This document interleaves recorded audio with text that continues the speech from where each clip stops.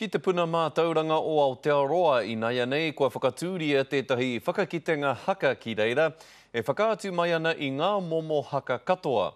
Kia mōhio ai te ao e hara te haka i te tikanga huataki i tākoro Futupōro anake. Kua hau tō rātou rono ki te ao. Enari anō te hitori o te haka au ware ake.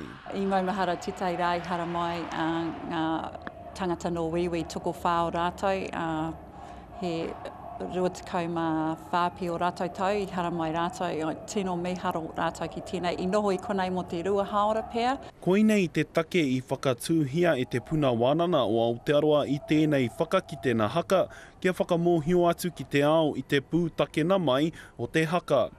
Hei tāna e hara noiho kona iwi o te ao i te kuare, engari kona Māori anō hoki.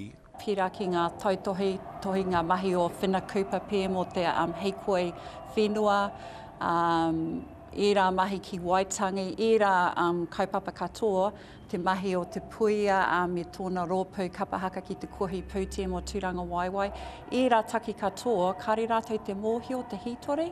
Ko nā whakaahua me nā whakaata he mea hopu ake i nā tau ko 1995 ki te matatini i tēnei tau, tainoa ki nā whakataetai kura tuarua.